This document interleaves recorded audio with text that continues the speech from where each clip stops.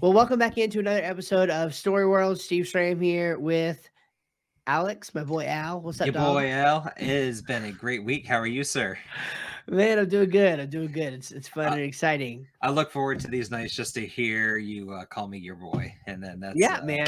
Well, I'll that's tell you, what it's all we about. need shirts, right? Don't we need Oh some shirts? yes, absolutely. Yes. I'll have one or no. I don't know.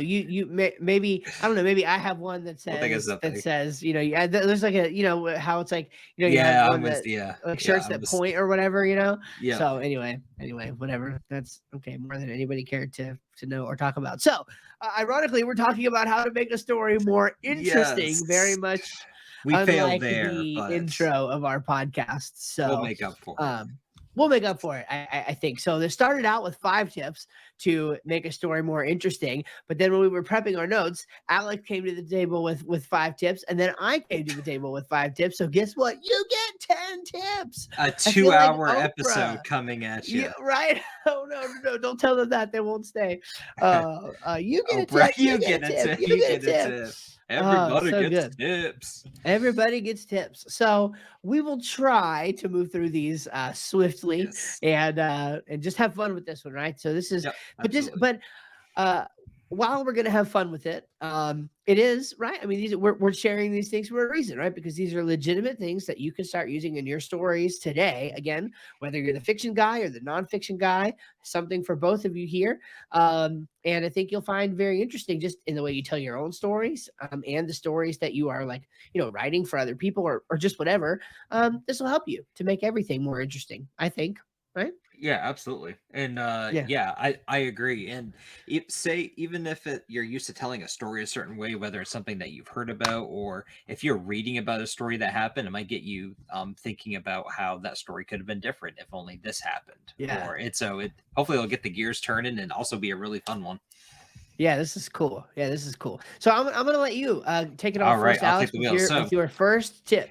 So my first one is especially for fiction writing, although this can definitely work for nonfiction as well, depending on the story you're telling, is switch characters or switch your point of view on who is viewing the story or telling the story. So one thing that I do is at the beginning, for example, especially the beginning of this book that I'm doing, I have really three main characters. I'm not quite sure yet. I kind of know where their stories go, but I'm not quite sure yet when at specific points I want to switch views from one to the other. So as I'm writing the beginning of the book, I'm actually switching views quite frequently between them. Um, Even though that probably won't be the case once I'm finished with my final draft.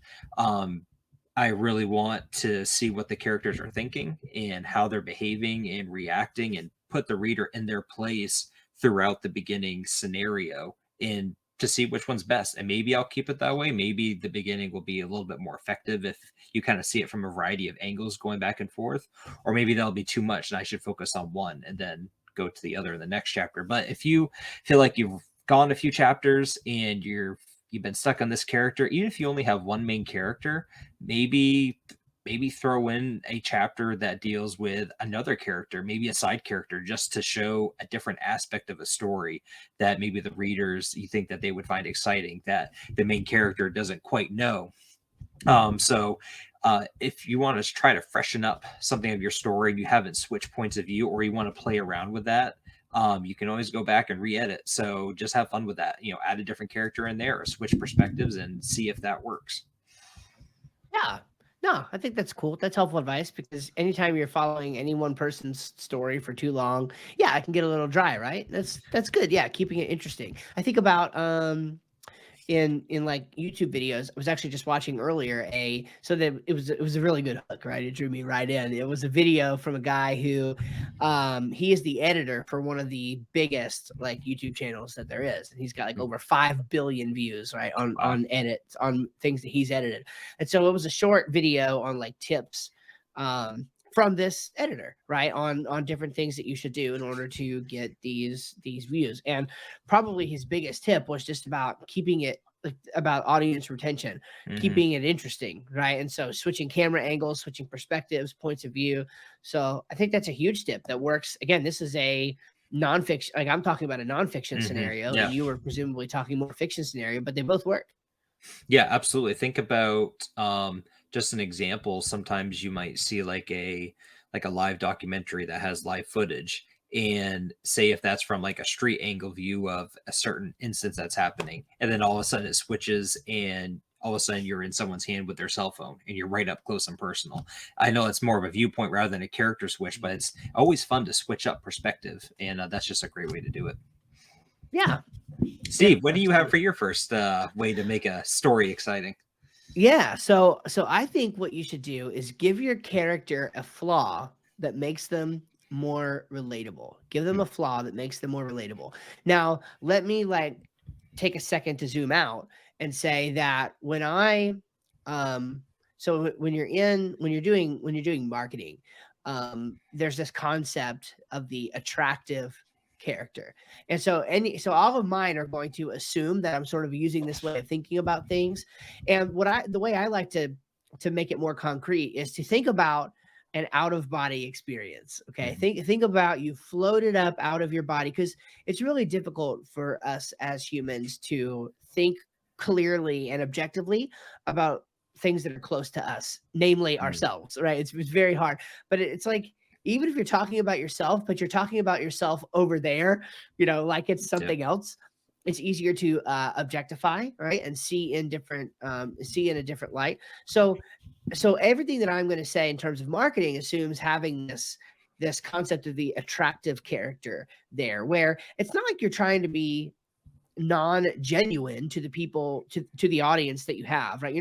You definitely want to be genuine, you want to be yourself, but at the same time, you have to realize that some things are more interesting to people than other things. And Yeah. so there is a sense in which you are trying to pull out the most desirable elements of yourself and make them a part of your attractive character. And some of it's just thinking clearly about it. Like, one of the elements of an attractive character is your parables, right? So it's your stories that you have, your stories of triumph, your stories of failure, right? Your origin story, like how did you get started doing what you're doing, right? Like things like that all go into this. And so your attractive character should have a flaw or more, right, that makes them more relatable. And I've told this story before, but I'll reiterate it briefly. And that is that in the Marvel universe, a lot of those characters, or I think that the Marvel universe, I'll say it this way, had a big advantage over the DC universe in that their characters were fundamentally relatable because they had flaws. They were like us. They were human. Like again, Spider-Man, right? I mean, Spider-Man is this normal kid who gets bit by a spider and then his world changes, but like he still goes to high school and he's awkward, and he has lunch, he has food thrown at him, and he right I mean, and Mhm. now, and like in the transformation that he was taken through, like, and at first he was awkward because like he was a puny little runt and like all these things.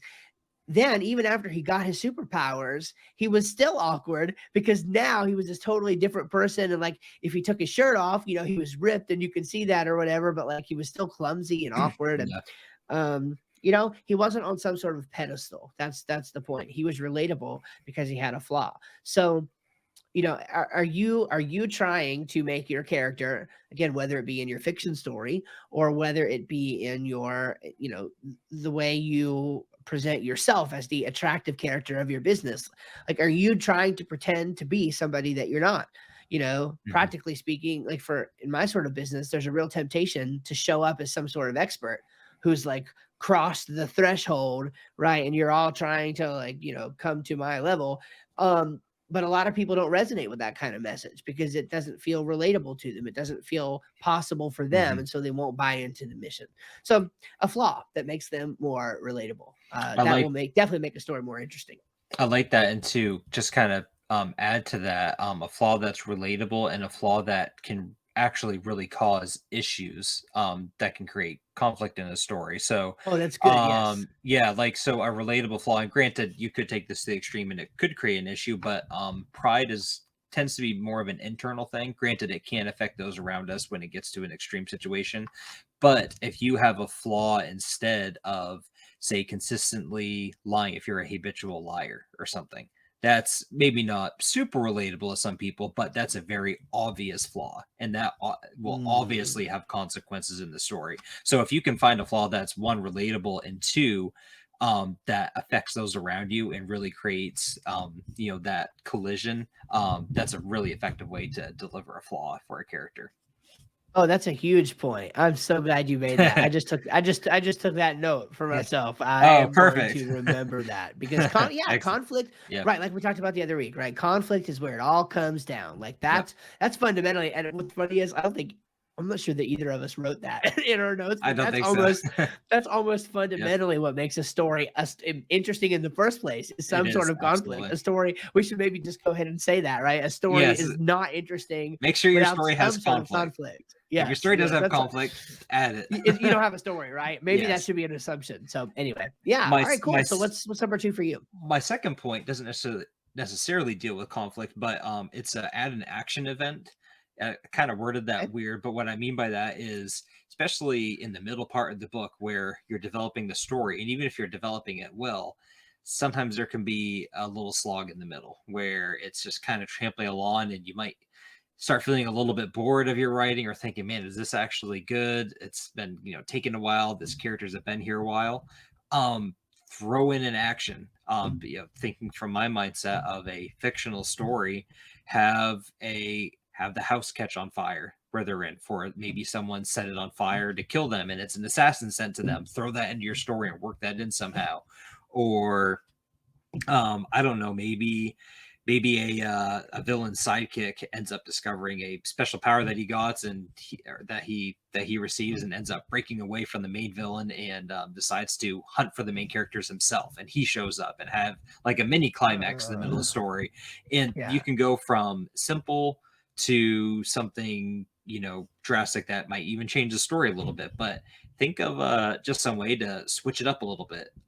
It's your story, unless you're writing a biography or something. It's your story to create as you will. So throw in something a little bit interesting, and if you don't like it later, change it or take it out. But if it helps, especially, man, it does a lot to the psyche too if it helps you keep going. If you think of just a fun scene to write, and even if you don't know how it quite ties into what you want to eventually tell at the end, throw in something fun, throw in something actionable that creates a little bit of tension in there.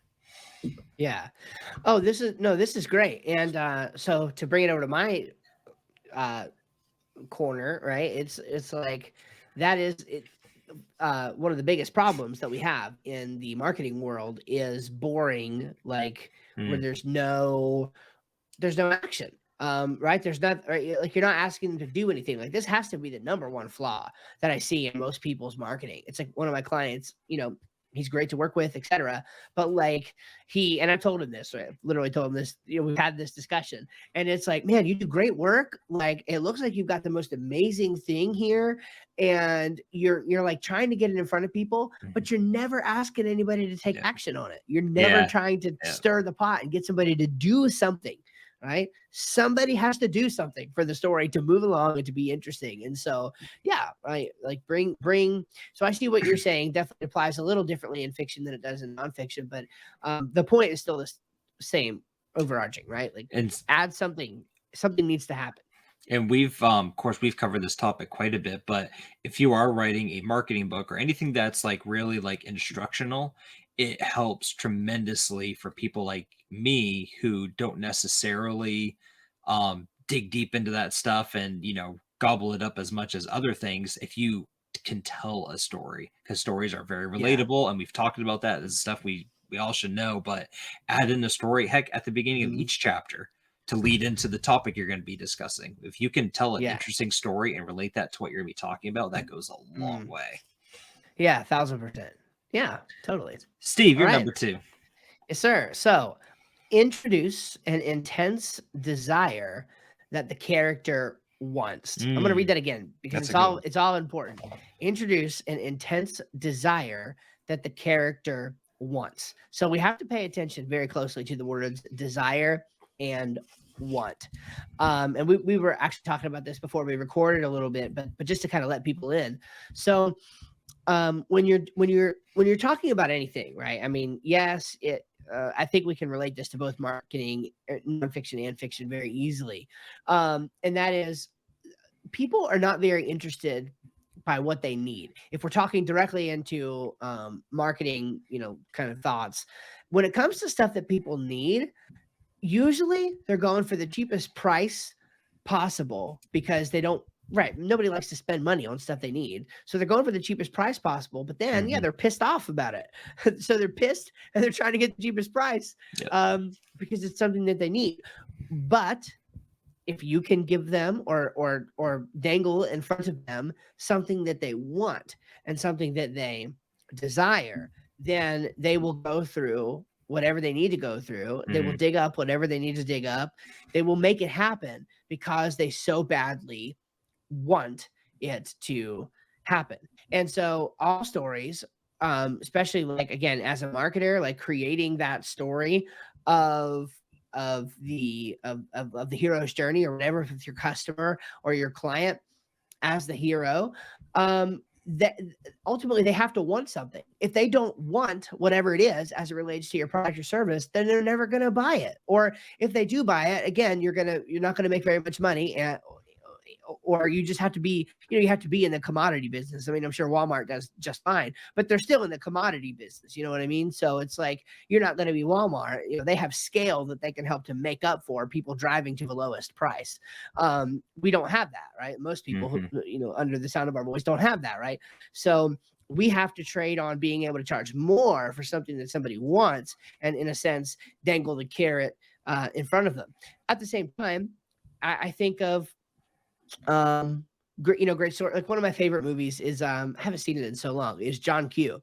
And that's an example of a movie. If you don't know, the super basic premise is, dude's son is in a hospital and the guy, like, it takes the hospital, I think, hostage, right?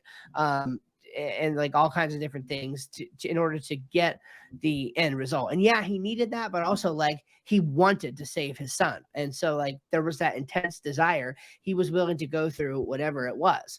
To make another, maybe a lighter analogy in the real world, how many people right now are complaining about gas prices, and then like on one day they're filling up and complaining about their gas price, but then the next day they go and they spend that same amount of money, if not more, at a nice dinner at a nice restaurant where they could have had a modest meal at the house. Now, Yeah. I'm not saying that, it's whatever. I understand that there are special circumstances and stuff like that. The point remains that they're looking for the cheapest gas and they're pissed off even when they have to pay for that, because they don't want to be paying for gas anyway, let Mhm. alone at $4 a gallon or whatever, wherever you are listening. Where we are, it's about $4 a gallon.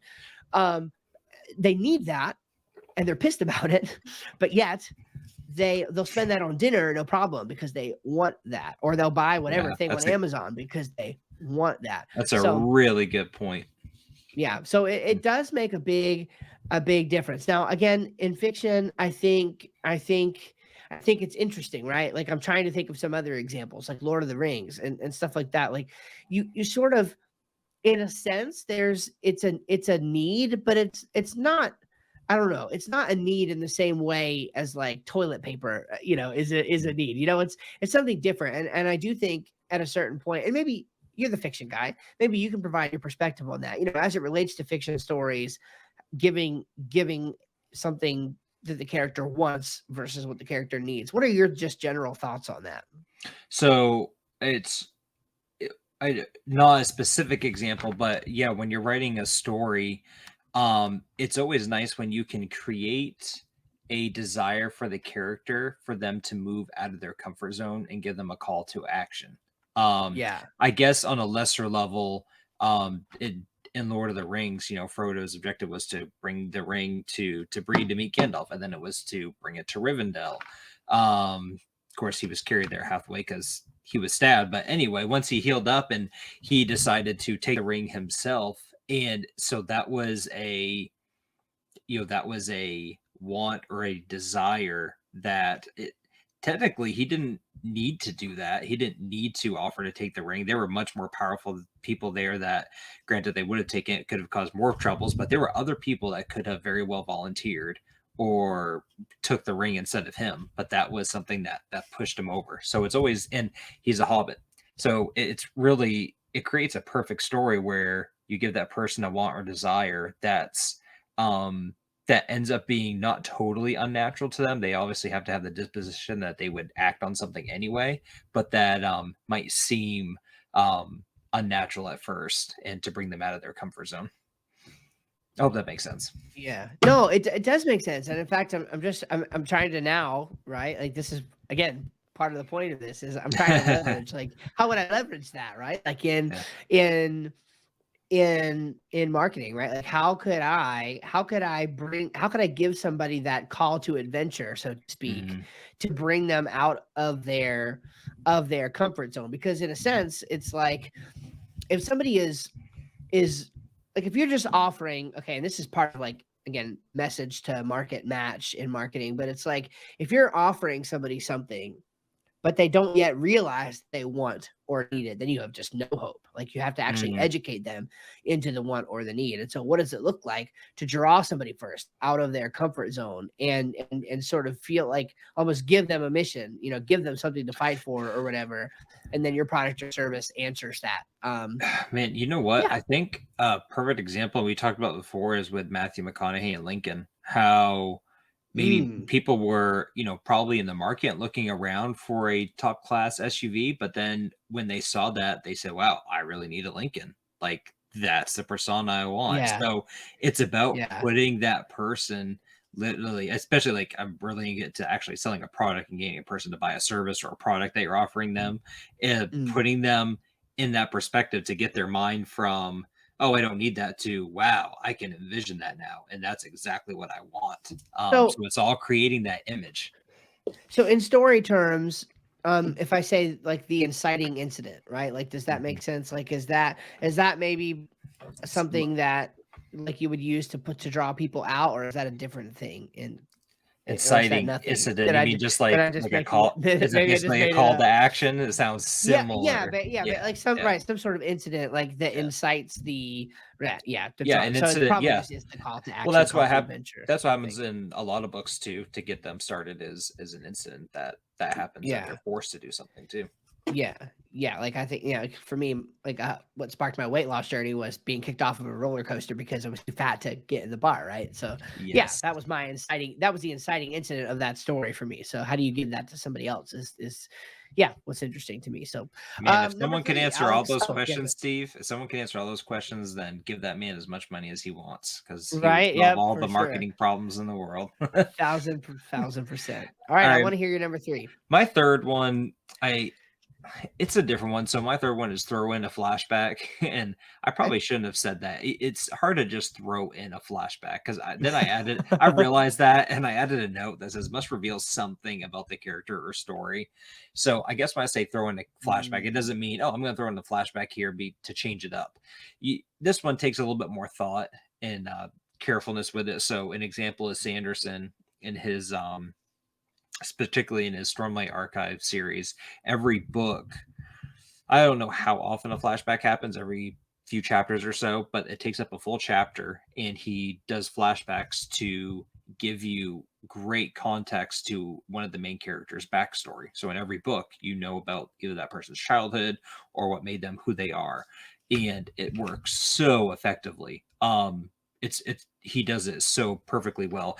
And so if you do decide, hey, I think throwing in some flashbacks here, or a flashback, can make this more interesting, it takes a little bit more planning than just throwing in a random action item or switching character points of views. You really do have to kind of think about, is there something I want to reveal to the reader about this character so they understand the main character more? Or a great example, I don't know if anyone has seen Quentin Tarantino's movies, but The Hateful Eight does it pretty well, and he does it in other movies too. But you get to the end of the movie, and all of a sudden you see a flashback on kind of how things are really set up at this place mm, where they're at, and it just kind of excites you quite a bit. And then also one of my favorite movies, The Prestige, does that very well. Um, Flashbacks can be very effective, so that's why I say don't just throw in a flashback. I probably shouldn't use that terminology, but if you think that yeah. you can pull it off well and it takes a little bit of practice, it could be well worthwhile to incorporate that in your story. Yeah, no, I love that. That's one of my favorite, I think, devices Hmm. in in fiction. Mine too, absolutely. Um, because yeah, I mean, it's and I guess what's frustrating about it is like sometimes it's very obviously done well, and then sometimes it's very obviously It, done poorly. the And single I love when it's done so well that I can just barely even tell that it's a flashback, and when it's finally like when it finally is made Yep. obvious, it's like, oh, how cool. Have you read Harry Potter or watched Harry Potter? Or You are you not know, a Potter person? very, very little. I think I would be. I would love to So, actually get into it. well, we should read him sometime. It's been a while since I've read him, but at least watch him. But if you know, you know, in the last movie and last book, it's probably the best flashback sequence ever, and it Wow, really? a lot of people would agree on me of that, just of how effective it was at completing a story and a character, and it blew my mind. It still blows my mind to this day. So flashbacks can Wow. be, Oh, when used right, it can be just amazingly effective. mm. Well, A huge addition to storytelling. I'll tell you a movie that I liked, and I don't know. I almost feel like there are some movies where I'm kind of like I know I liked it, but like I don't know if like I could be getting ready to say this movie, and you'd be like, "Oh, don't you know that's like the worst movie ever?" So with that caveat, okay, this is a Okay. movie that I grew up with, that somebody, yeah, I forget even exactly who it was, but somebody told me about it and I watched it and didn't really hear too many people talk about it. And that's maybe the reason for my hesitancy, but it's the movie Paycheck with Ben Affleck. Did you see this? Did you I see have this not movie? seen it. Nope. Okay. So it's a 2003 movie, Ben Affleck, but it's based on it's like an Alfred Hitchcock style Hmm. thing, it looks like, and it's based on the 1953 short story called Paycheck. It's got everybody, right? Ben Affleck, Uma Thurman, Aaron Eckhart, Paul Giamatti. Yeah, lots of good Good names old in Paul there. Giamatti. Paul Giamatti, he's always he's one of those interesting. Yeah, he's interesting. Yeah, he's always great too. Um, Whatever role he's in, he's great in I my know. opinion. Yeah, no, he does a great job, and he's also really good at being the character that like he's really good at making you not like him, but Mm, like that makes you like him. Like yeah, you know what I mean? yeah, Like that's weird. In the story, you don't like him, but then as an actor, you're like, oh man, yeah, this is actually pretty cool. yep. So, um, so Paycheck. So again, I won't spoil it, but it does. I mean, the whole movie is like the flashbacks are a very important part Hmm. of the entire narrative driving forward. And so I always like it when that is done because I do feel like it's an art form. Like if that's not done well and your entire movie depends on it being done well, then you've got problems. Yep. And because of the this is why fiction is so cool. Like because of the circumstances of the story, like his flashbacks are not like just anybody's flashbacks. I'll just leave it at that. They're Gotcha. Yeah. important flashbacks that are intentional and real. And so yeah, we need to watch it sometime. Super duper cool movie, Definitely. I think. So we'll add Cool. that to the list. Yeah, Okay. absolutely. Yeah. All right. Okay, so I'll go with my number three. And so this is maybe one of the most important things in marketing, maybe the most important thing. Mm, And that's so entice the reader with curiosity. And again, when I say marketing, I also have a saying everything is marketing. So this mm, I think definitely applies in your fiction as well. Ultimately, if your story gets boring, people aren't going to read it, right? So something has to keep drawing them back and enticing them. And humans are fundamentally curious, right? I oh yeah, mean, absolutely. we like curiosity killed the cat, but like it also killed the human, right? Like we thrive on curiosity Dude, because we we just just want to like to know know what's things. behind door Yep. number 3. Yep. You We just know? like to know Like things. yeah, we like to know things, and more than even liking to know things, we hate when things are held back from us. Like have you ever Mm. been in I'm sure you have, everybody has, right? In a scenario where somebody like starts to tell something and then they stop and they say, well, no. And then it's like, You're like, no, you oh, gotta tell me. no, no, you have to say it now. Yep. Like, and then I hate when people do that to me. And I don't think out of a matter of ethics, I don't think I could ever do that to somebody. I'm like, I And can't make you be in pain like that. well over half the fun too is the curiosity. I'm thinking like if something happens at work and you say, "Oh, I Hmm. that's kind of weird." It's almost like funner thinking about what could be happening behind the scenes rather than actually Yeah. knowing. If I'm being honest, Yeah. it's like, "Oh, it could be Hmm. this. I wonder what they're talking about." And it just makes, yeah, curiosity. It makes things fun. Yeah, 100%. And so when you're doing marketing, the one place where curiosity thrives, unlike any other, is in what's called the hook. So the hook Mm, or the headline. So if you're writing a sales letter type of thing, it's basically at the top of the sales letter, whatever your yep. headline is there, your hook there. Um, Most of the time that needs to really push on that curiosity button, because if people sort of get the gist by just reading the headline, a lot of times they won't continue. And the Mm, only point of a headline is to get them to read the next line. And then the point of that line is to get them to read yep. the next line, right? Yep. And so on and so forth, um, to a degree. So are you like so question for reflection, like, are you giving away too much? Are you spilling too many of the Mm, beans, too early? Are you saying things either too soon or at all that should be left either unsaid or for later? Like, should you string people along for a little bit longer and make them wonder and introduce mystery? Um, and that on, like, again, to go back to marketing, when you're testing, a lot of times you'll test headlines, and hooks are probably the thing more than any other that you test, because the results from one to the next could be so drastic. Like, it's really mm, amazing, actually. There was one specific example of a company who what they were doing is they were trying to get leads onto a webinar to teach. It was a sales webinar, and the two guys, their company taught marketing agencies how to add a review program to their marketing. And so we actually do this. We have a program where we can help people get more 4 and 5-star Google reviews.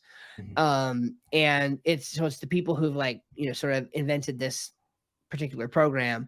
Whenever they're trying to sell it to agencies, they had this webinar they were trying to get them on, and they were spending like $25 per webinar registrant to get somebody on the webinar, which is just a ton. And they were seeing very, very low show up rates as well. All they did was change the headline to make it more curiosity based, because the first one was telling them how to get more 5-star reviews on Google. mhm, And so so it was like, okay, well, I kind of already know how to do that, or either right. like, I'm not really interested in learning that or whatever. So it took a lot of money to get somebody to actually come Mm, in and sign up through advertising.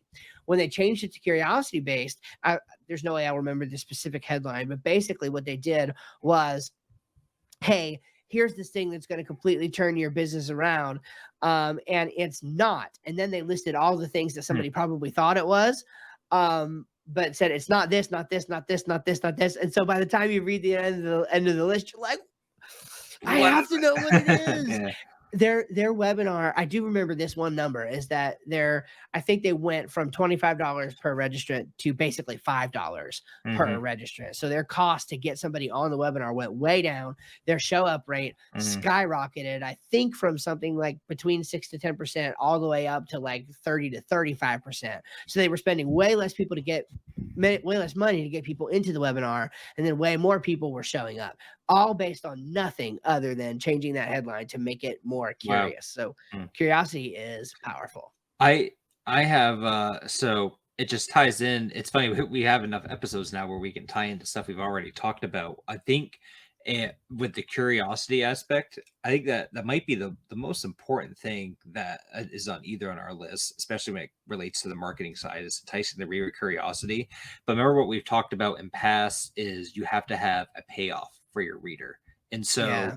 a couple examples here is, at least for me, from someone who's not necessarily into marketing but enjoys it if it's told effectively. Some of my favorite ways that I've read books that communicate, instructionally, is when there is a story, a single story that is broken up and told in different chapters throughout the book. So, for instance, chapter one might deal with the beginning of the story, and then the chapter will relate to that.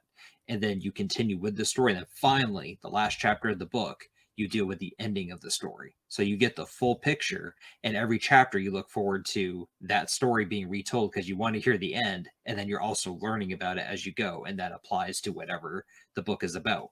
That to me is a huge payoff, and it's very effective in talking about what you want to do.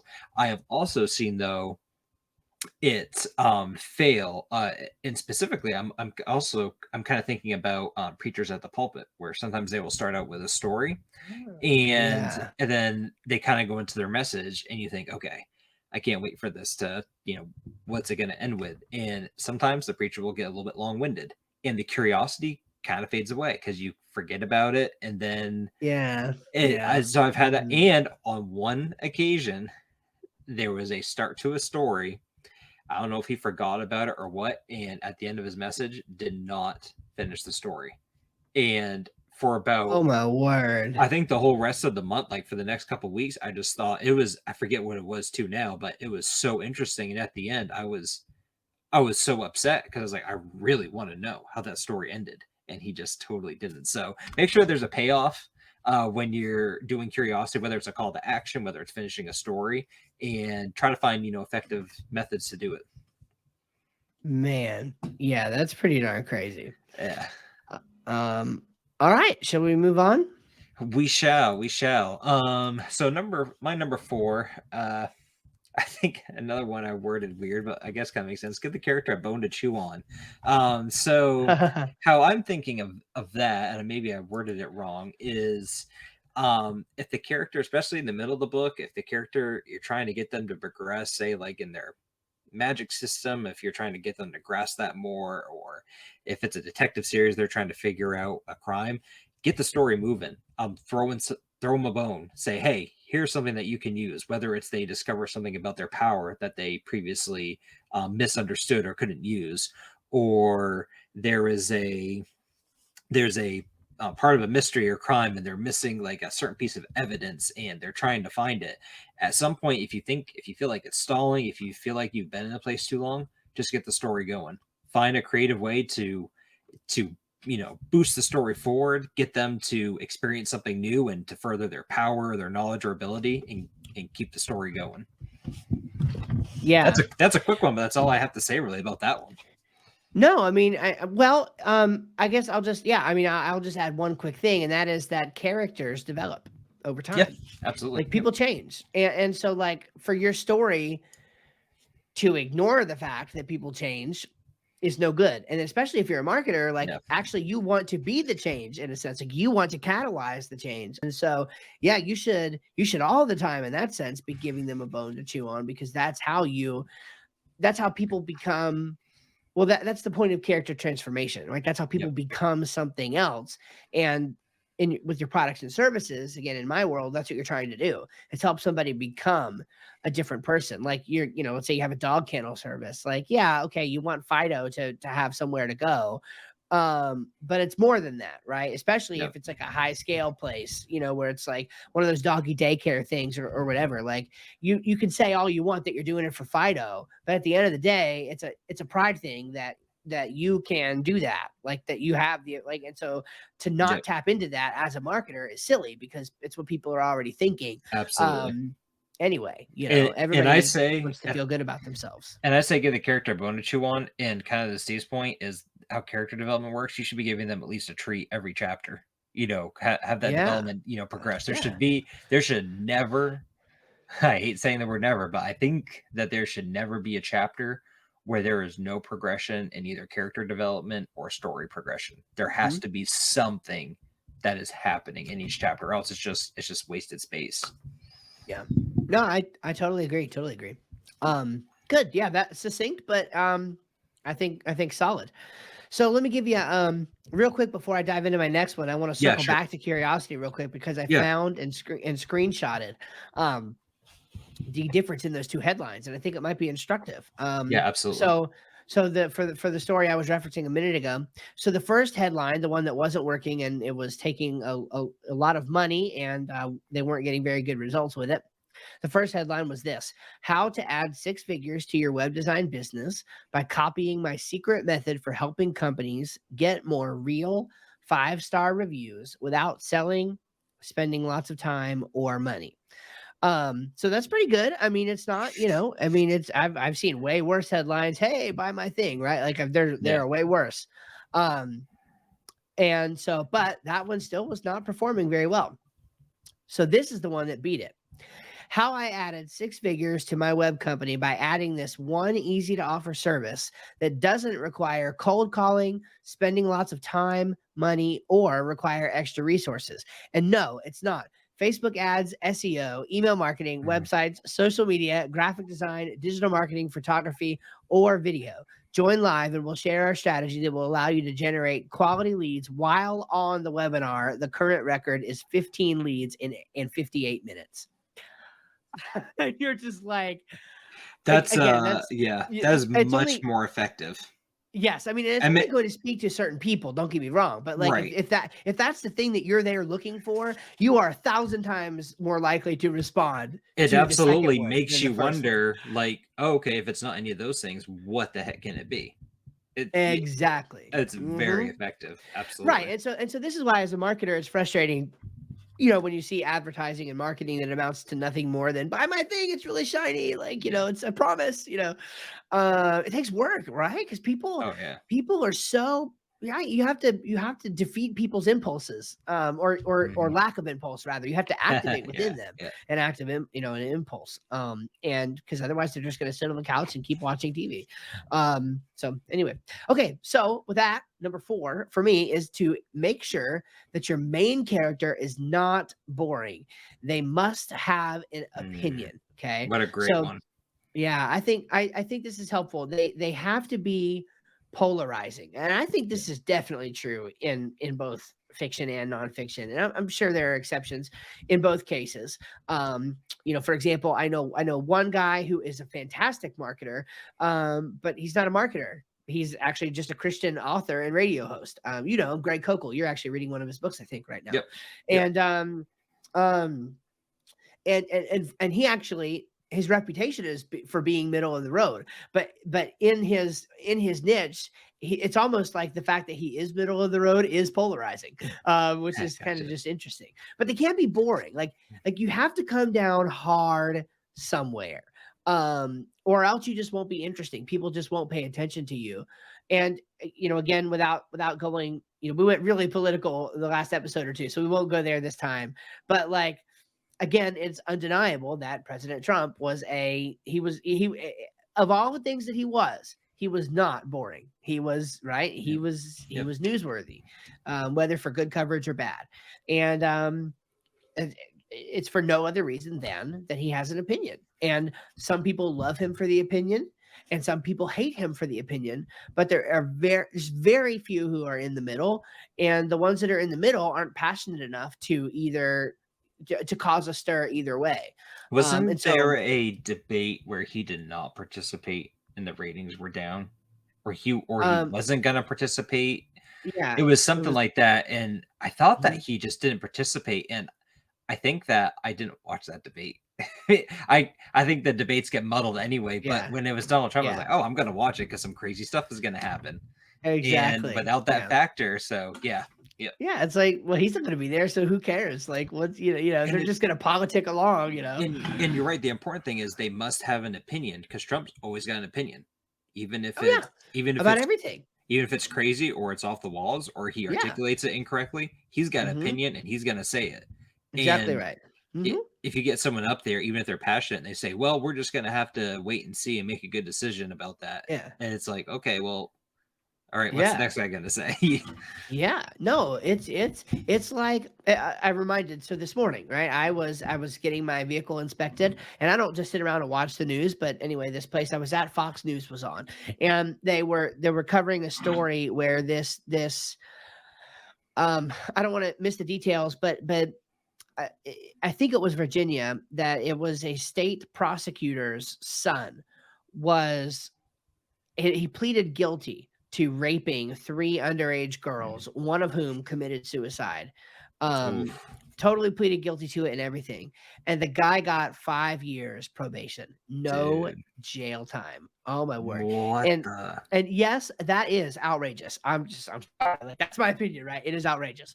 Um, and they had Nancy Grace. They interviewed Nancy Grace, who's like a journal, a pretty well known, like she's got her own show and everything, and and she was super, like she was just fiery, man. She was on there Oh just yeah. totally blasting, like I cannot even believe this is a freaking outrage. Like I cannot believe it, yeah. And I'm like, like again, I'm just trying to learn lessons from everything I see. And I saw that and I'm like, man, that is it. Like that's it right there. Like you could have brought somebody on who was even keel or whatever, but you know what? They brought on the person who they knew would get other people's blood boiling just by hearing her talk about the situation and be so intense about it.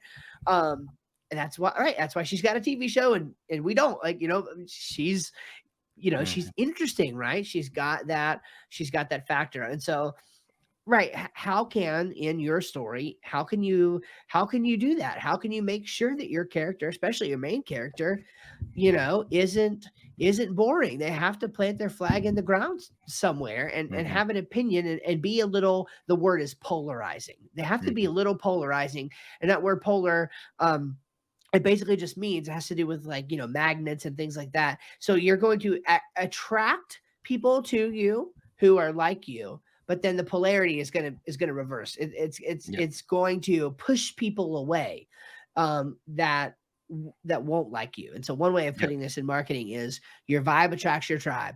Okay, there are going to be people who listen to you that would never listen to me, and vice versa, just because they are, it matches their worldview or the way they think about things or their philosophy or whatever. And so we can do this in our stories.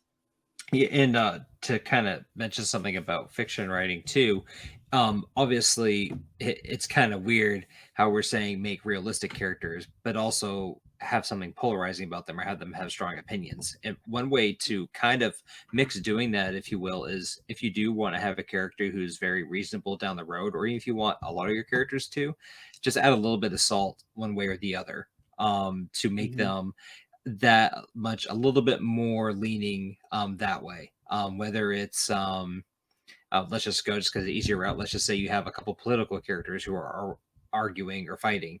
If they're kind of literally, if they're down the road and you want them to be agreeable, well, maybe have one a little bit be more passionate about one subject than the other, and have the other person have the opposite passion just a little bit, and that could create some discontent there. So even if you have a character who's relatively normal, we all have opinions, and just kind of play in favor of those opinions a little bit when you're writing them. For sure. I think that's great. Nothing to add to that. So very cool. All right. My last one, I use the specific terminology, try out a twist. And the reason why I say that is because a lot of times twists in story will kind of come to you. You'll be writing and you'll think, oh, wow, I could throw this in there and no one will be expecting it.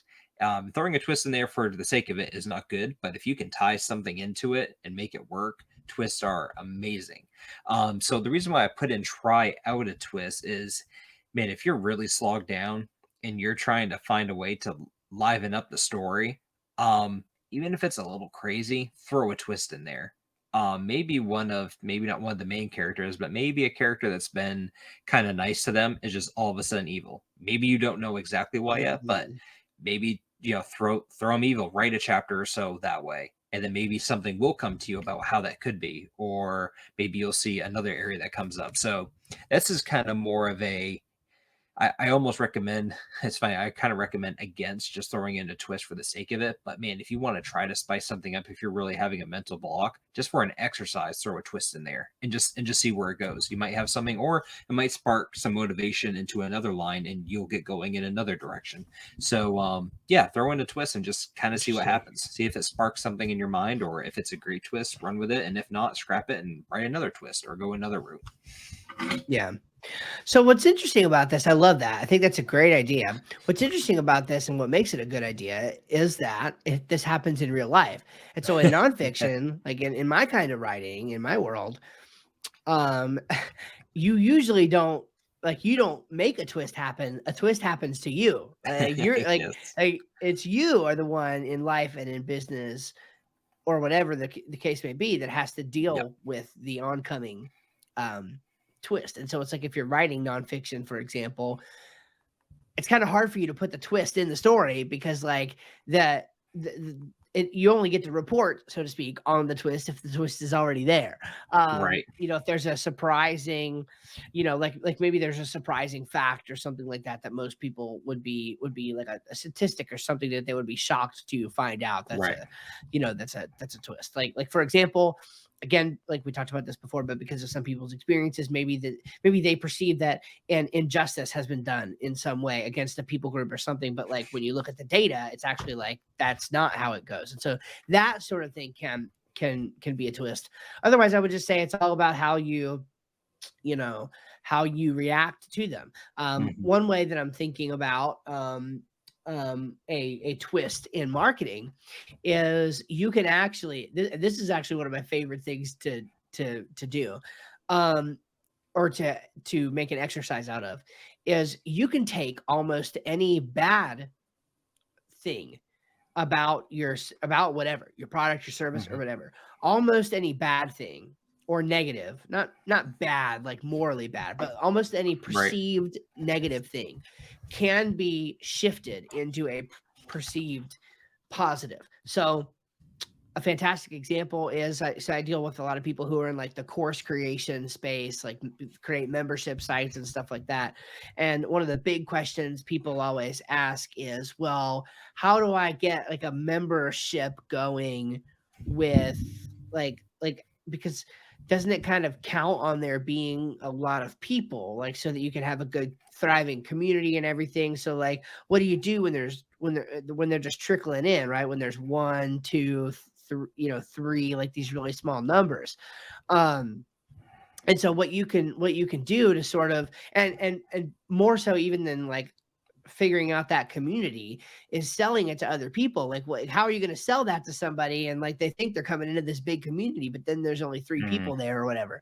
So what you do is you actually turn that around, you flip it, and you say, you know, look, because you're getting in at the very beginning, we're going to be able to spend intimate time together. Like, we're going to be able to talk one-on-one, and we can even like design the community and the training and everything around our conversations, and you'll get a discount because this is the beta group and we're just trying this out, you know. And so you can actually take that perceived negative thing and then sell it and market it that way, to where they're helping create something. And so that's just one example, but you can do that all over. So the twist in that sense might be, oh, well, here's this thing that could be bad, but we're going to throw a twist in and make it good. Right.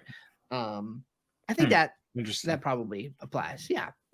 So yeah, that's good. Okay, very good. So I'll move into my last one. And that is using trial closes to draw readers into the story. Now, I have a term to define here. So a trial close. A trial close is a sort of, honestly, the best way to put it is just that it's a question. It is a question that is strategically inserted at the right time, in order to gain early trust with people, and frankly, to get them saying yes long before you ask for the sale, right? So in my world, we do story selling, right? So we're constantly trying to, like, it's all leading to a moment where we're going to ask somebody to exchange dollars for goods or services. Like, everything we do at the end of the day is leading to that moment. And so what you want is, you don't want the first time that you give somebody an opportunity to say yes or no. And honestly, what you typically try to do is not even give them an opportunity to say no, right? The typical advice is give them 3 options to say yes to, right? Or whatever, or at least 2 options to say yes to. But regardless, you don't want the first time they have a chance to give you feedback or opinion to be when you're asking for the sale.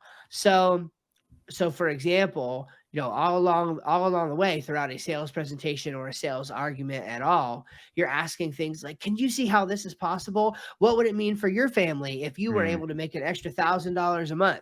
Isn't that or like you tell like this a testimonial, some awesome story of transformation that a client or customer had as a result of using your product or service. It's like, do you see what Jenny did? Like, do you think that you could, if you worked for this, that, and if you did this, if you did that, if you did this, do you think that you could see the same results that Jenny did? mm. Et cetera, et cetera, et cetera. Frankly, anytime somebody, like I say the word right a lot, hey, see this, right? Anytime I say that, that's technically a trial close. What I want somebody to do is be nodding their head along with me the entire time. And then when when you say, yeah, are you ready to buy my thing? That head's still nodding. And they're going, yes, Everybody take nod all with my Steve. money, right? Yeah, Yeah. everybody nod. Yes, we're nodding together. And so now, so what about no, because I use this in a non-sales context as well. So as a nonfiction writer, again, when I write books that are made to be more informational, the way I use this is by asking questions as we go along to help them either put themselves put the reader in a particular position, or like in somebody else's shoes, for example, Mhm. or to consider. So instead of saying, you know fact, whatever fact, instead of writing a sentence that was like this fact, I might instead ask it as a question and say, have you ever considered that? And then do Mm. it that way and give them a minute to Consider it. think. Yeah. Yeah, exactly. Yeah, give them a minute to think. So you're inviting people, and the way I put it was to draw them into the story, by inviting them to think and to ask questions of themselves. And so that's one way to use it in informational stuff. Hmm. But then in sales, what it's more of like getting them to say yes all along the way. So Gotcha. That's cool. That's interesting. yeah. So I don't know if there's any way you can employ that in fiction at all, but I don't know. Maybe. I mean, I'm sure. I don't know. I don't know what you could do with that. Maybe you have to think about that one. I think I probably would. The only thing that I can see about relating it to is to can't really ask, the question or get the reader to nod along with you like that. But one thing that can help is getting into the main character's mind about something, and kind of leading the reader on into, I guess, just kind of being on their side. Say if it's like a trickster type of person, and Oh I'm just yeah, kind of getting them to fall yeah. for one way or another. That's the only thing that I can kind of Ah, compare to. no, I love that. Yeah, I love that. That's pretty cool. All right, well that's it. 10 tips, right? I mean, 10, here we go. perfect. 5 tips, 10 tips, whatever, to make a story more interesting. I think these were really good and really helpful. And So, we go through these tips, and really hope that it'll help people where you put it into action, whether you want to write something fictional or whether you want to incorporate it. And even if you don't want to actually sit down and write a story or write nonfiction, maybe it'll help somehow in your job that you're at, or in your church organization, or with your friends. Just incorporating some of these skills and ideas into some aspect of your life to help out in those areas. yeah. Yeah, 100%. I think these are all things that can be very applicable to your day-to-day life. And yeah, I mean, you might not all write fiction, you might not all be marketers, but right, like you're always trying to be persuasive though, and you're always Yep, trying to be a more interesting person. And so you absolutely, can use these tips to do all of those things, I think. definitely. All right, your story of the week, Alex. Let's hear My it. story of the week, going back to Elon again, Oh man, Elon Musk. Elon, I love it. Did Oh, you? it's so cool. I don't know if you. I think it was today that came out. He offered to outright buy Twitter Yeah, for yeah, $42 billion. yeah, yeah. And Yeah, I haven't done the math on whether it's a good price or not, but it seems like that he's offering to buy the shares at a pretty decent price. I haven't had the time today to really look into it, but yeah, I mean, yeah. apparently the board said they were going to look into the offer.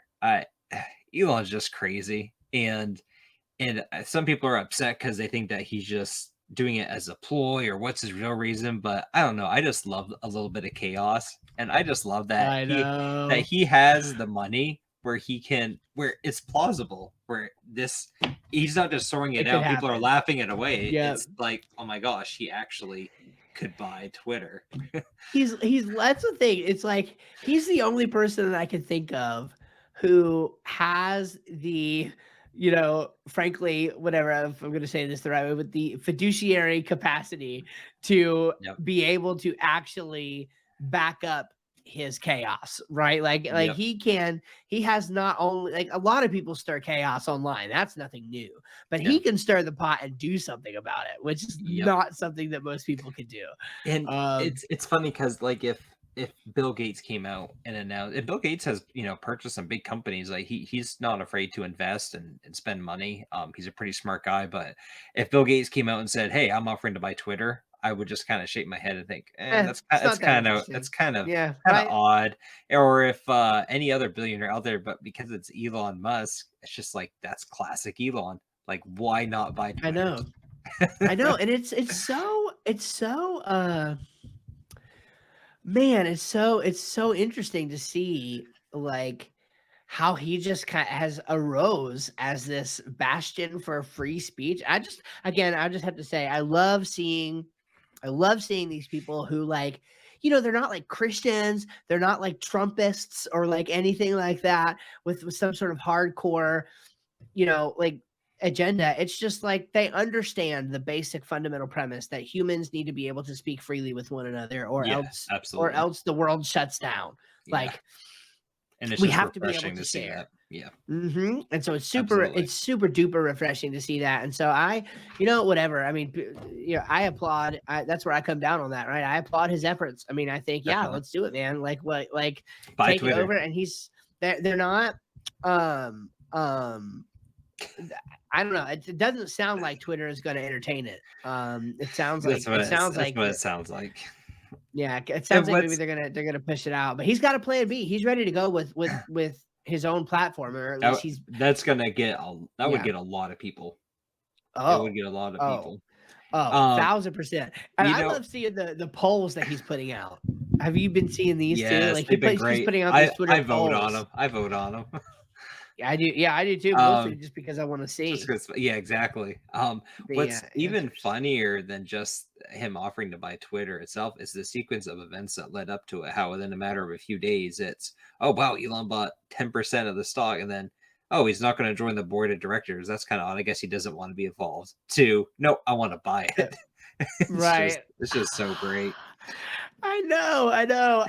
I love it. I'm looking at this. I'm looking at this one poll. Taking Twitter private at 5420 should be up to shareholders, not the board. Right? Mm, 84% yes to 16% no.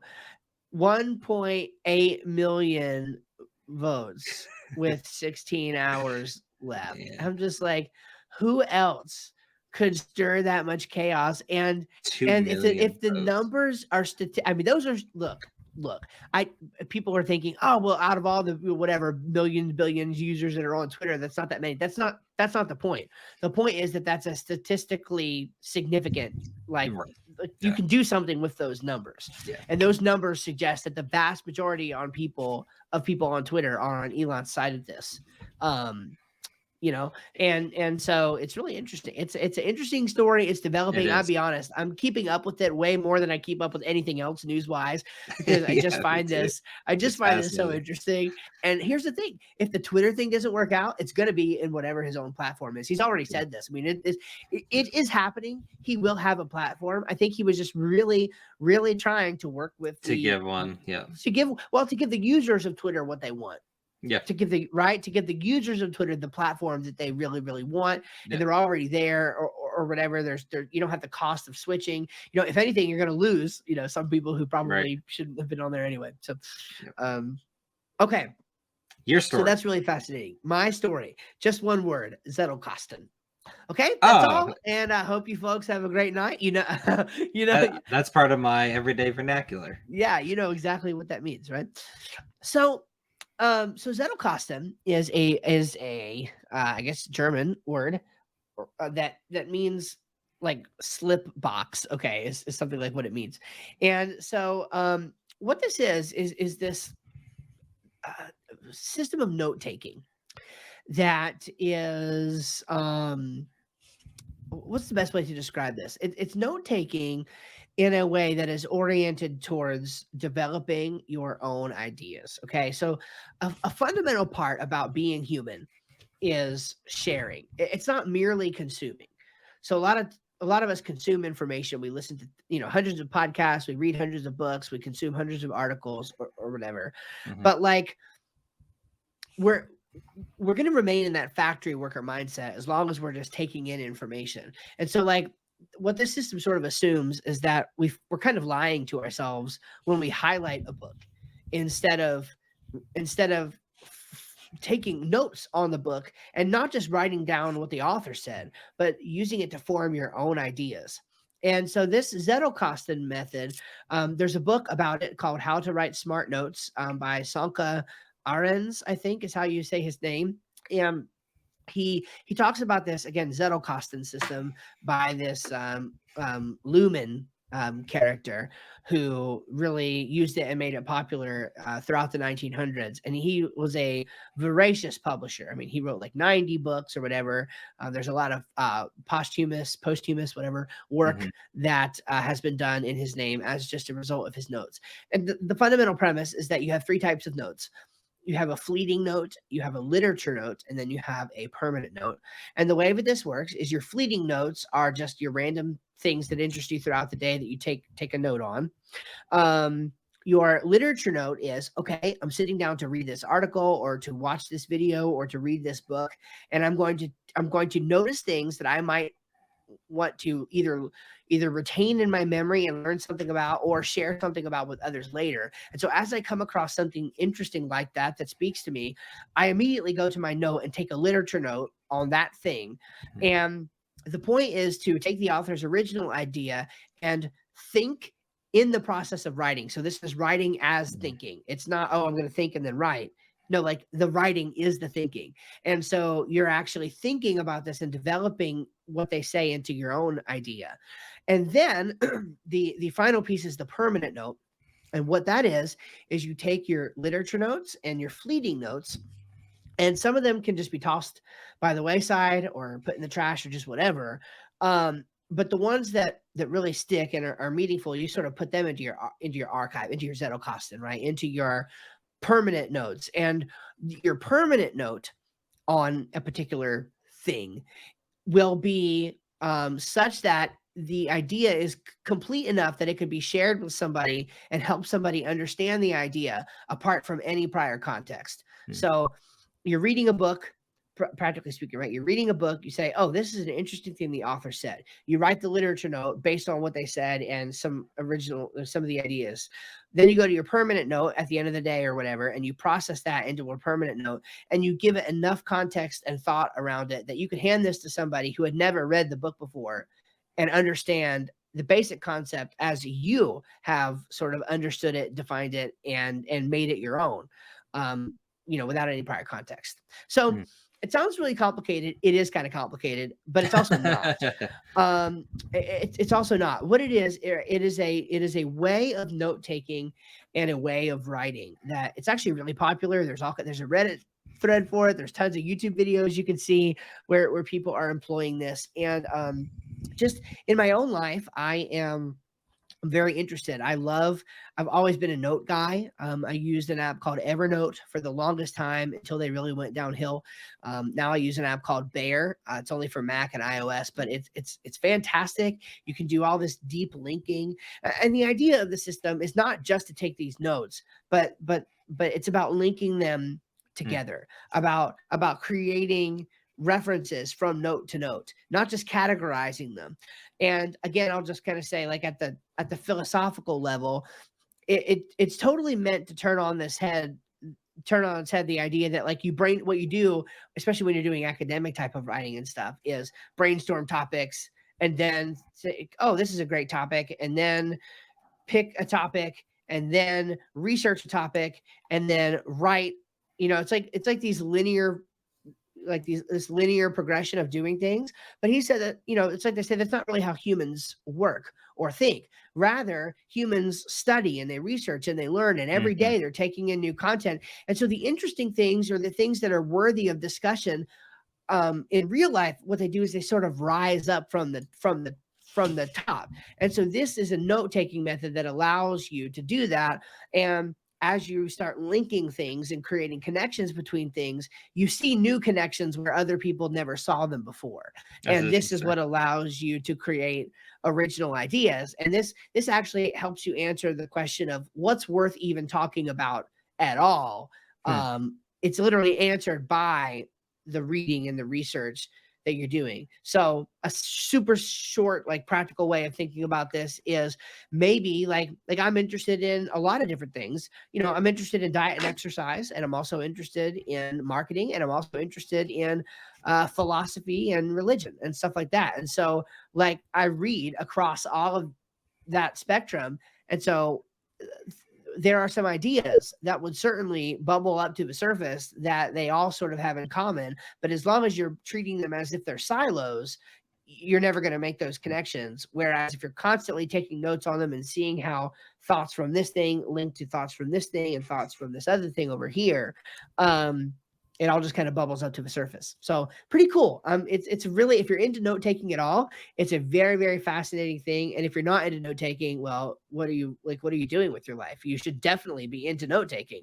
And this system is a really cool way to do it. So awesome. Cool. I'll have to look into it, Steve. You should. As everyone should. Exciting. Yes, I think so. Or else they are in moral violation of human code. So or something like that. So anyway, okay, man, this has been good, right? This was fun. Another great episode in the books. All right. You guys take care. Thanks for listening. Again, share the podcast with others if you find it to be something interesting and helpful for you, and we'll see you in the next one. See ya.